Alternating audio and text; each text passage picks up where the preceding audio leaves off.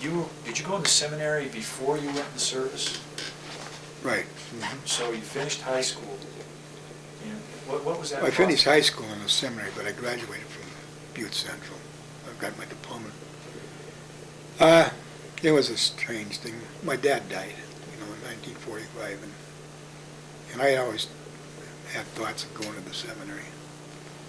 So when I talked to Father Hoff, and he says, I said, I want to go to the seminary. He says, just like that? And I says, yeah. You were still in high school? I was still in high school. I was a senior in high school. And he says, I think we'd better wait 6 months, see how you feel then. So we waited the 6 months, and I was still determined I'd like to try it. So I went back when they went back from Christmas vacation, and I think it was in '44. And I was there for, 4 or 5 months, maybe 6 months. Where were you?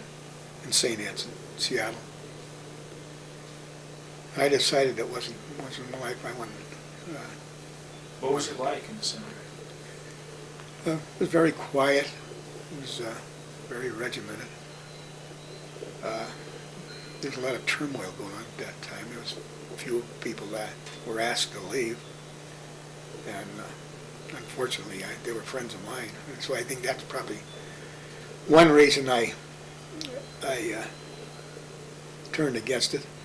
But I think the biggest reason was your dad came back from overseas, and I had no sooner gotten there. I think I got there in December, and my birthday was in January. And he came back, and your mother and dad decided to get married, and I wanted to go home for the wedding, and they said no dice. So I think it kind of left a bad taste in my mouth. There was nothing for me to do. They were taking examinations at that time, so there's no reason I shouldn't have come back home. But they wouldn't let me, so I still decided I'd go back, but then I came down with the polynidal cyst. I had to be operated on about the time it was go back there. And the more I thought about it, I talked to Father Hoff, and I said, this isn't life for me. So he agreed with me. I said, if you weren't happy there, how can you be happy as a priest? And it made sense to me. So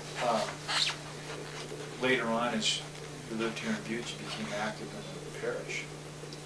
Yeah. In the Catholic parish. In St. Anne's over here. St. Anne's. And you spent most of your life here in St. Anne's. Mm-hmm. We've been here since 1950. Was that when St. Anne's was built? No. That's when the new church was built, though. It was around that time. Norley and I have been in the choir, I think, since about 87 or 88. We've kind of retired from it now. She's got macular, and she got to a point where she couldn't read the music or anything like that. And I thought it was time to retire. So what kind of things have you done in the parish? What kind of activities? I was on the parish council for a while.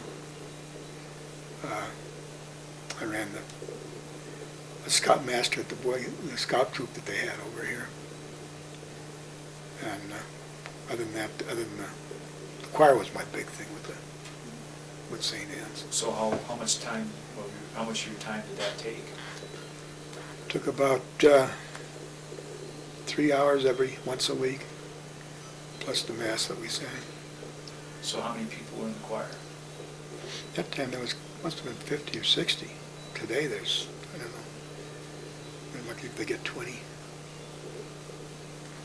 And any thoughts on how that's all gone over the years since 1950? How this one parish has changed? What comes to mind, or the growth or maturity or changing in the parish? Well, the growth was high when they first built the church, but then they decided that the bishop decided that they should have a parish out on the other side of the highway, and it drew a lot of people away from this parish over here. What parish was that? It was Holy Spirit. And we've had some good priests over here. Father Haffey's there now. He's been great. But I don't know, there's nothing exciting going on now. And it's organized as part of the Butte South, right? Mhm. So what other churches? Holy Spirit and St. Anne's and St. John's. St. John's. So there's 3 in the south and 3 in the north. Mhm. There's only one priest in each of the St. Anne's and St. John's now. And you only have a deacon out at the Holy Spirit. Retired priests go out there and say Mass. But God, when we first came here, there must have been 5 or 6 priests over in St. Anne's alone. And every parish had 3 or 4 priests, but they're gone now. It's just vocations have never kept up with the times. Do you have any thoughts on that you want to share about that, how to improve vocations or that role that people play in the parish?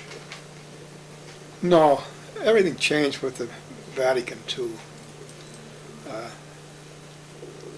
The nuns changed. They got out of the habit, and they started closing schools. They closed all the grade schools.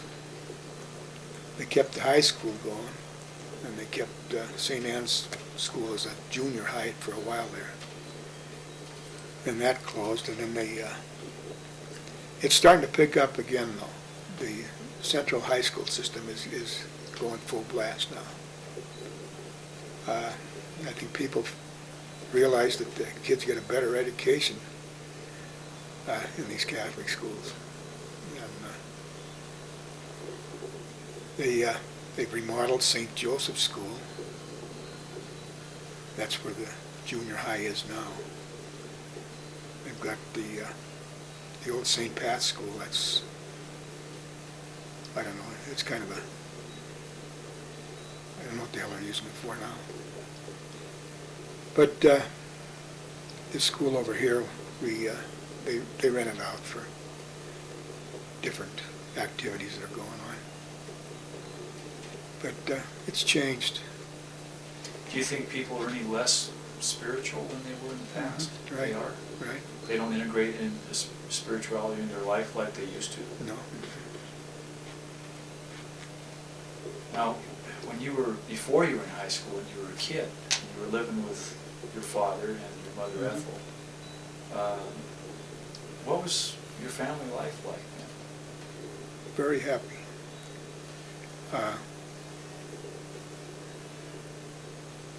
We lived on the west side there for a long time, up on Park Street. Then my folks bought a place down on Porphyry Street. That's when my dad died. And that's when all the activity was taken on, where I was heading for the seminary. And your dad was coming back from the service. It was a big transition in our family. And we were never ever that close after that again. Your folks were married, and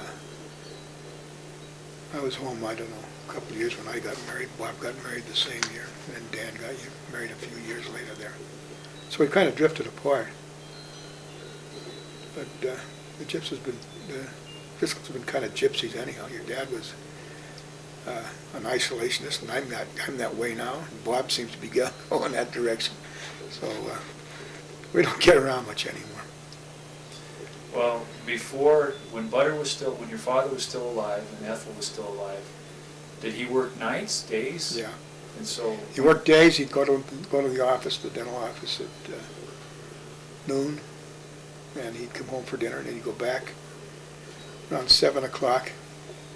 He used to stop and play handball after he come from the office there.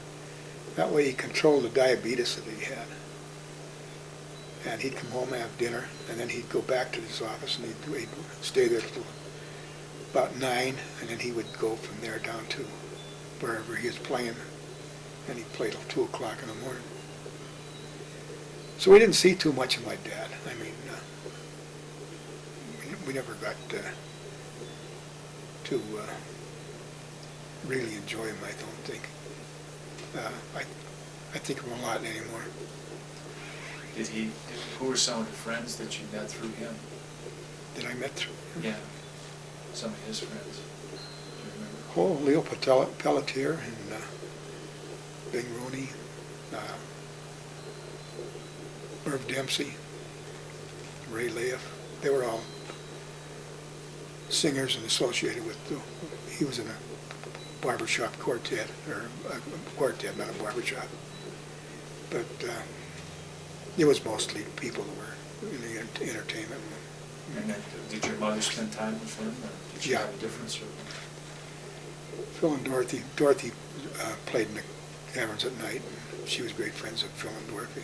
Phil and Harrington. Harrington? Harrington, yeah. Well, if you look back on the time you spent in Butte, do you think, are there any lessons